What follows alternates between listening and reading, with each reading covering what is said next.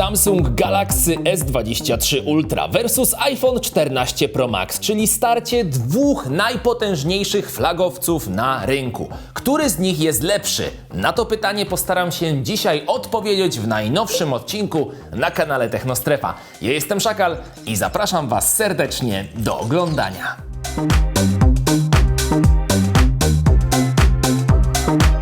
Model Galaxy S23 Ultra do testów dostarczył nam sklep RTV Euro AGD, który jest partnerem tego odcinka. W okresie sprzedaży premierowej do 16 lutego 2023 roku na euro.com.pl możecie zakupić smartfony z serii Galaxy S23 z kodem zniżkowym -200 zł, a także z dodatkowymi benefitami od Samsunga. Szczegóły w dalszej części odcinka. Dziś porównam dla Was te dwa telefony, bo są to bezpośredni konkurenci. Już niedługo na kanale Technostrefa pojawi się jednak dedykowana recenzja Galaxy S23 Ultra, więc koniecznie subskrybujcie kanał, aby jej nie przegapić. Obydwa modele wyglądają praktycznie identycznie co swoje poprzednie generacje. W iPhone'ie powiększono wyspę aparatów i oczka obiektywów, co sprawia, że pogłębił się jeszcze bardziej efekt niechcianych flar na zdjęciach i filmach. Samsung również nieco powiększył obiektywy, jednocześnie jednak zastosował nowe szkło na obiektywach Corning DX Coating, które ma za zadanie ograniczyć właśnie te flary. W modelu Ultra zmniejszono też krzywiznę krawędzi, dzięki czemu urządzenie lepiej leży w dłoni. Jeśli chodzi o ekrany, w S23 Ultra zastosowano znaną z poprzedniej generacji matrycę 6,8 cala Dynamic AMOLED 2X o rozdzielczości Quad HD+, z płynnym odświeżaniem adaptacyjnym od 1 do 120 Hz. Jasność ekranu maksymalnie może wynieść 1750 nitów. Zastosowano też trzypoziomowy system Adaptive Vision Booster, który ma na celu poprawienie widoczności ekranu w zależności od warunków oświetleniowych. Na pokładzie jest też niezmiennie od wielu generacji tryb Always On Display. iPhone 14 Pro Max ma mniejszą 1/10 cala ekran OLED Super Retina XDR z odświeżaniem adaptacyjnym od 10 do 120 Hz, czyli przełącza się co 10 Hz, a nie co 1, jak ma to miejsce w Samsungu. Tryb 1 Hz jest również tutaj dostępny, ale zarezerwowany tylko dla trybu Always On Display. Jasność typowa w iPhone'ie to 1000 nitów, w trybie HDR 1600 nitów, a na zewnątrz może ona dochodzić nawet do 2000 nitów. W serii S23 Ultra pierwszy raz w flagowych urządzeniach wydawanych na polskim rynku zastosowano procesor od Qualcomma. Wcześniej pojawił się on tylko w edycjach FE. Jest to specjalna wersja Snapdragon 8 Gen 2 for Galaxy. W przypadku iPhone'a na pokładzie jest autorski Apple A16 Bionic. S23 Ultra występuje w edycjach z 8 lub 12 GB pamięci RAM. Jest to zależne od wariantu pamięci na dane. Można wybrać spośród trzech: 256, 512 lub 1 TB. Miejsca na kartę microSD nie ma. iPhone 14 Pro Max występuje w wersjach 128, 256 lub 512 GB lub 1 TB. Tutaj także brak slotu na kartę pamięci. Ceny S23 Ultra zaczynają się od 6799 zł, z tym, że do 16 lutego obowiązuje promocja, gdzie przy zamówieniu smartfona możecie otrzymać wersję z 2 razy większą pamięcią w tej samej cenie. Natomiast ceny 14 Pro Max startują od 7199 zł i to za wersję z mniejszą pamięcią 128 GB, a nie 256 jak u Samsunga. S23 Ultra ma baterię 5000 mAh i obsługuje ładowanie przewodowe o mocy 45 W oraz indukcyjne, a ładowarki w zestawie brak. iPhone 14 Pro Max ma baterię 4323 mAh i nieoficjalnie mówi się, że obsługuje moc ładowania do 26,5 W. Ma też wsparcie dla ładowania indukcyjnego 15W w standardzie MagSafe. Ładowarki w zestawie również nie ma. S23 wyposażony jest w unikalny element. Nie jest to ukryta ładowarka, a rysik przeniesiony z uśmierconej serii Galaxy Note już w zeszłym roku. Nie zmieniło się w jego możliwościach zbyt wiele, bowiem dodano jedynie wsparcie dla pisma odręcznego w aplikacjach Google, np. w mapach czy w Chromie. Pozostałe funkcjonalności pozostały niezmienne. Ultra wyposażony jest w pokaźny zestaw aparatów. Główny został ulepszony i ma teraz matrycę 200 megapikseli z optyczną stabilizacją. Do tego ultraszeroki 12 megapikseli oraz dwa obiektywy tele z przybliżeniem 3-krotnym i 10-krotnym, obydwa po 10 megapikseli i z optyczną stabilizacją. Jest też system laserowego ustawiania ostrości oraz nagrywanie filmów 8K w 30 klatkach na sekundę. Większa matryca oznacza też możliwość wykorzystania nie 2, a 4 pikseli do jeszcze szybszego ustawiania ostrości. Jest też technologia adaptacyjnego łączenia pikseli w zależności od warunków oświetleniowych. Aparat może zapisywać zdjęcia w pełnych 200 megapikselach, w 50 lub standardowych 12. W aplikacji są tryby profesjonalne dla zdjęć i filmów oraz możliwość wykonywania zdjęć w formacie RAW po instalacji dodatkowej aplikacji Expert RAW, która jednak w serii S23 integruje się z domyślną aplikacją aparatu. Na froncie matryca 12 megapikseli z opcją nagrywania wideo w 4K i 60 klatkach na sekundę oraz tym razem także ze wsparciem dla trybów profesjonalnych i możliwości robienia zdjęć w formacie RAW. Tak, przednią kamerką. W iPhone'ie jest aparat główny o rozdzielczości 48 megapikseli z optyczną stabilizacją Sensor Shift w ulepszonej wersji. Jest też ultra szeroki kąt i obiektyw z przybliżeniem trzykrotnym optycznym i stabilizacją, oba z matrycą 12 megapikseli. Nagrywanie filmów maksymalnie w 4K 60 klatkach oraz w trybie ProRes, ale tylko w modelach z pamięcią co najmniej 256 GB. Z przodu aparat do selfie 12 megapikseli z nagrywaniem filmów w 4K i 60 klatkach na sekundę, a także z możliwością nagrywania w formacie ProRes. Na papierze zatem wszystko wygląda pięknie w obu przypadkach, jednak Samsung ma pewną przewagę, o której już wspomniałem. To szkło DX Coating, okalające obiektywy i niwelujące efekt flar, który w iPhone'ie daje się dość mocno we znaki. Oba problemy mają też niestety spory problem z łapaniem ostrości obiektów z bliska, co wynika bezpośrednio z zastosowania większych matryc niż w poprzednich generacjach. W przypadku iPhone'a Pro Max odległość ostrzenia wynosi około 20 cm, z kolei w Samsungu w zależności od sytuacji jest to od około 15 do nawet 25 cm, z naszych testów tak wynika. Kiedy ta granica zostanie przekroczona, w obu telefonach domyślnie z automatu włącza się tryb makro, nazywany w Samsungu trybem poprawiania ostrości, który przełącza aparat główny na ultraszerokokątny, znacznie obniżając tym samym jakość zdjęć. Oczywiście to przełączanie można w ustawieniach wyłączyć, jednak wtedy przysuwając telefon do fotografowanego obiektu bliżej niż to około 20 cm, ten po prostu będzie nieostry. Kupując jeden z tych smartfonów, musicie zatem o tym wszystkim pamiętać. Przyszedł czas na porównanie możliwości aparatów w obu tych urządzeniach. Jak myślicie, który z nich będzie lepszy? Możecie już teraz zgadywać w komentarzach. Zacznijmy od tego, że Galaxy S23 Ultra nie ma sobie równych w kwestii przybliżania. Nie tylko oferuje największy wśród konkurencji zoom optyczny dzięki dedykowanemu obiektywowi tele z przybliżeniem 10-krotnym,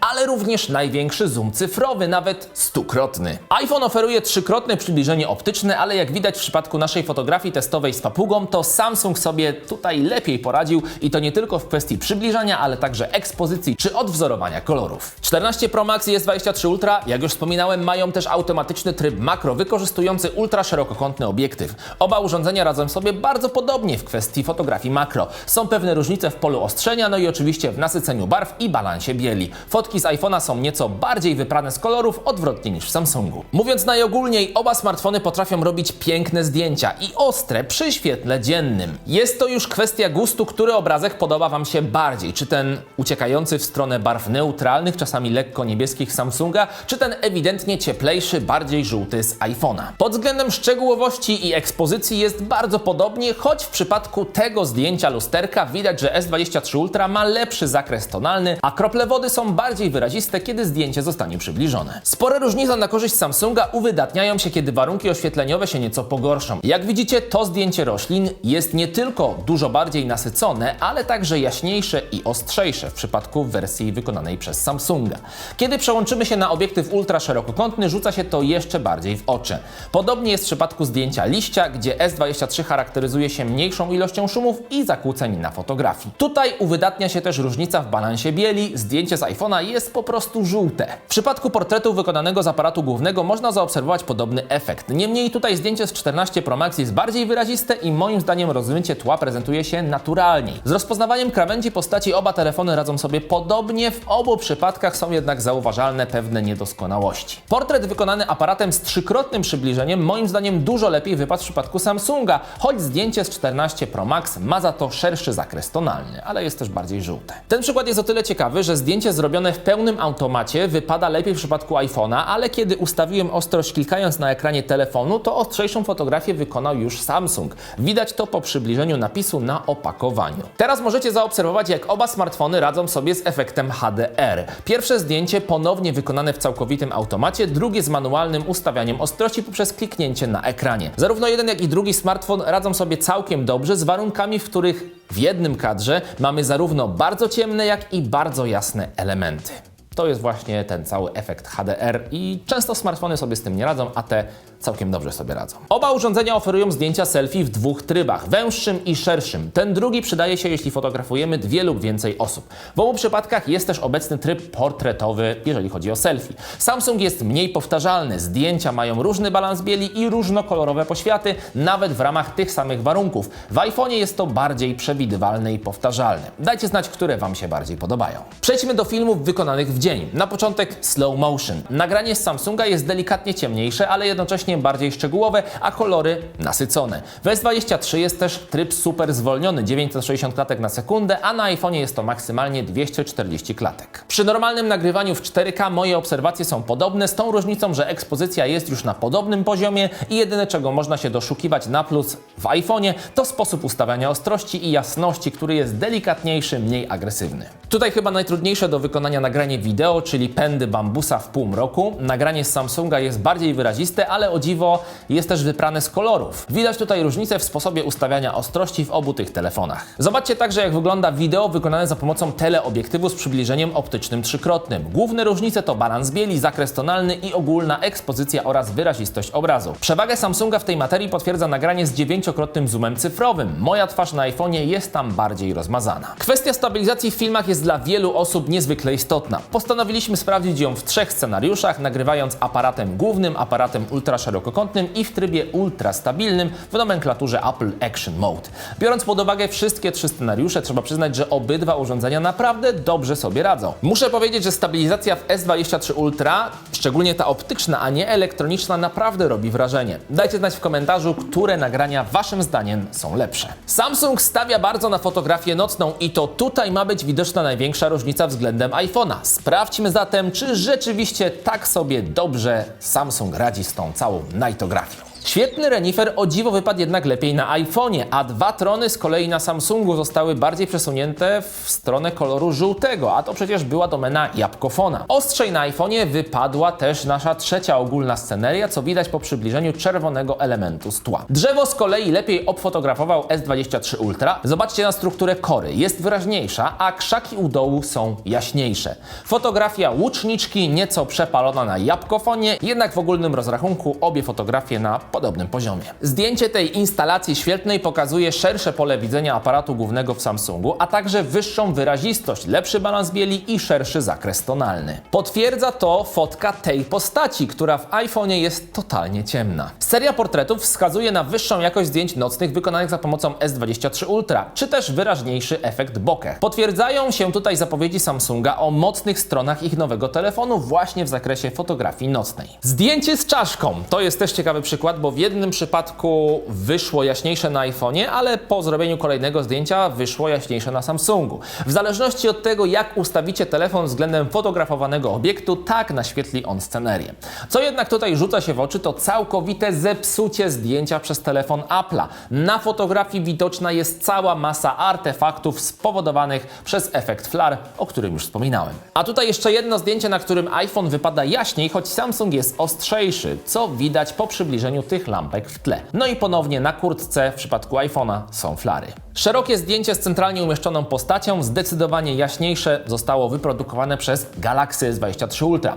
Przybliżenia wykonane z tej samej perspektywy jeszcze bardziej pogłębiają ten efekt. Na iPhone'ie jest tutaj zdecydowanie ciemniej. Selfie nocne wykonywane były w naprawdę trudnych warunkach. Pierwsze 2 fotografie w obu przypadkach mają swoje wady, ale na kolejnej fotce widzimy już powoli przewagę Samsunga w tej materii, która zostanie zaakcentowana, kiedy na matrycę padnie nieco więcej światła. Zobaczcie teraz. Co prawda iPhone wtedy też sobie poradził dużo lepiej, ale Samsung, no cóż, zrobił selfie, które można by powiedzieć, że jest lepsze niż w dzień. W przypadku portretu jest to jeszcze bardziej uwypuklone. Po przybliżeniu widzimy zdecydowanie wyrazistą twarz na zdjęciu z Galaxy, a na iPhone'ie jest ona rozmazana. Nagrania wideo wykonane w nocy pokazują niepożądany efekt flare na iPhone'ie, który jest dość częstym zjawiskiem. Z kolei na filmach z Galaxy S23 nie widać ich praktycznie w ogóle.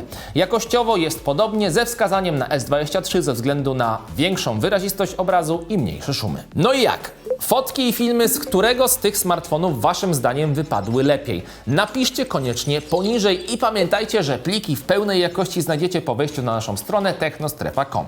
Link w opisie. Do 16 lutego 2023 roku trwa sprzedaż premierowa Samsungów z serii Galaxy S23, które możecie zakupić na przykład w sklepie RTV Euro AGD. Tam można skorzystać z naszego kodu rabatowego minus 200 zł, jak również z benefitów od Samsunga. A co wchodzi w ich skład? Przede wszystkim promocja 2 razy więcej pamięci, czyli smartfon w wersji 512 GB można zamówić w cenie modelu z 256 GB pamięci. Galaxy S23 Ultra można także zakupić na 20 lat 0%, RRSO 0% i otrzymać pierwszą ratę gratis. Jest też opcja 30 lat 0%, ale już bez jednej gratis. Można także skorzystać z programu Samsung Odkup i zyskać za swój stary smartfon od 500 do 3600 zł lub też zadeklarować chęć utylizacji poprzedniego urządzenia i otrzymać 500 zł zwrotu na konto. Te dwie promocje nie łączą się ze sobą. W okresie sprzedaży premierowej w prezencie otrzymacie także roczne ubezpieczenie Samsung Care Plus. Szczegóły tych wszystkich promocji znajdziecie na stronie euro.com.pl lub klikając link w opisie pod filmem. Który smartfon jest lepszy? S23 Ultra czy 14 Pro Max? Chętnie poznam wasze zdanie w tej kwestii. Ja ze swojej strony powiem wam tyle. Samsung niewątpliwie charakteryzuje się wyższym współczynnikiem jakości do ceny,